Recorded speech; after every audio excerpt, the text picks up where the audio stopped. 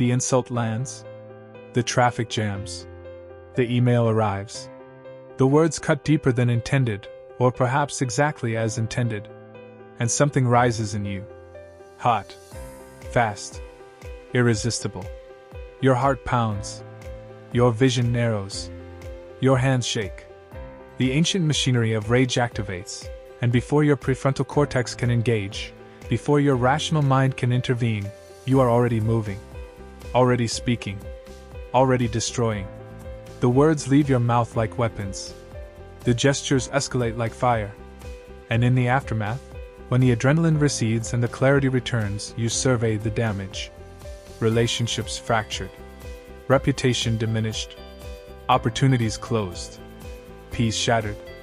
And you wonder, with genuine confusion, how something so small became something so destructive. How a moment became a mistake. How a feeling became a fate.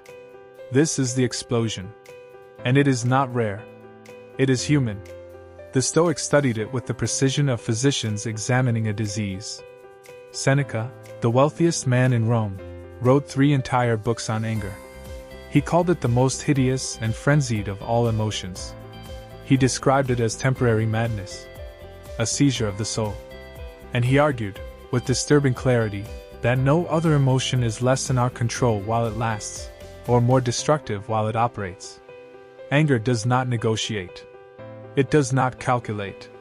It does not consider consequences. It acts.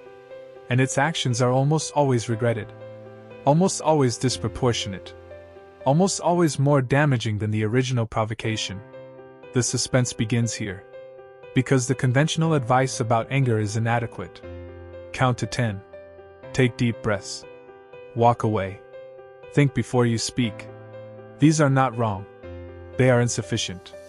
They address the symptom, the outward expression, without touching the cause, the internal mechanism. They assume that anger is a choice, that restraint is available, that the rational mind can intervene in time. But the Stoics knew better. They knew that once anger reaches a certain intensity, intervention is impossible. The brain is hijacked. The prefrontal cortex is offline. The person you normally are is replaced by someone you do not recognize and cannot control. The only effective response must happen earlier. Must intervene before the point of no return. Must operate at the speed of emotion itself. This is the Stoic pause. Not a technique. Not a trick. A philosophical practice so precise, so rehearsed, so internalized that it activates automatically in the critical moment. Like a martial artist whose block precedes conscious thought. Like a musician whose fingers find the note before the mind names it. The Stoic pause is not something you do in anger. It is something you have already done, 1,000 times in preparation, so that when anger arrives, the response is waiting. Pre-installed. Pre-programmed. Invisible to the observer, but decisive in the outcome. And it begins with a single word. A single concept. A single distinction that changes everything. The word is impression. The Greek term is phantasia. The Stoics taught that between every event and every response, there is a moment so brief it seems non-existent. The moment when the external world presents itself to your mind. The insult is heard. The offense is perceived. The threat is registered. And in that microsecond, before emotion ignites, there is a space. A gap. A pause that is not yet visible but is absolutely real. The untrained mind rushes through this gap. Event becomes impression, becomes emotion, becomes action in an unbroken chain. The trained mind stops at the impression, examines it, questions it. And in that examination, the chain is broken. The explosion is prevented. Not by willpower, but by understanding. This understanding is the core of Epictetus's entire philosophy. He taught that people are not disturbed by things, but by the views which they take of them. The insult is not the disturbance. The view that the insult is intolerable is the disturbance. The traffic jam is not the disturbance.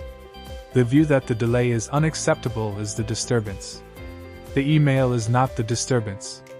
The view that the message is unforgivable is the disturbance. And these views, these interpretations, these impressions, are in your power. The events are not. the impressions are. This is the Stoic distinction that makes the pause possible. You cannot control what happens, but you can control what you make it mean. The practice is deceptively simple. When the impression arises, when the insult is heard or the offense perceived, you ask a single question. Is this in my power?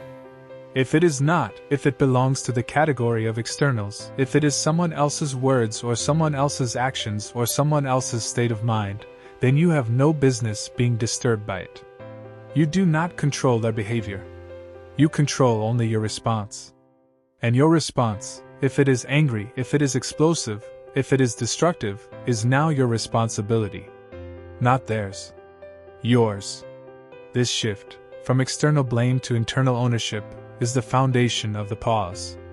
But the pause is not suppression. This is the critical distinction. The Stoic does not stuff anger down, does not deny it, does not pretend it does not exist. Suppression is dangerous. It stores energy that eventually erupts with greater force. The Stoic pause is transformation.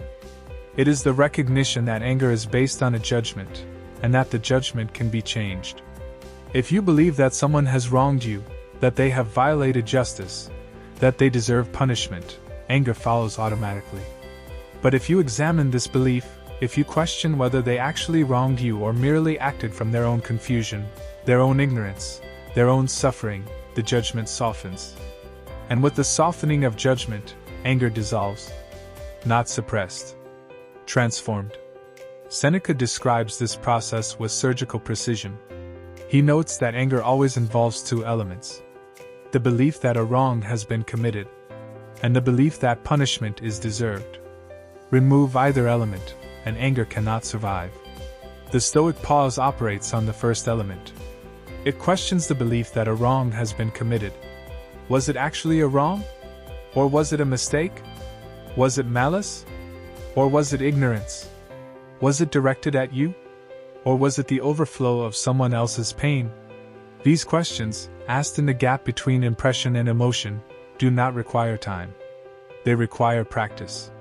They must be rehearsed so thoroughly that they become automatic. So that when the insult lands, the questions land with it. The neuroscience of anger confirms this ancient practice.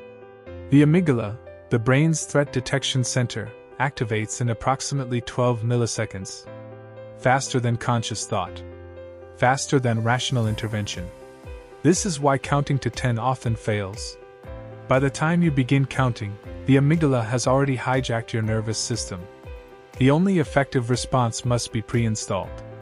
Must be faster than the threat response itself. And the Stoic pause achieves this through what neuroscientists call predictive processing.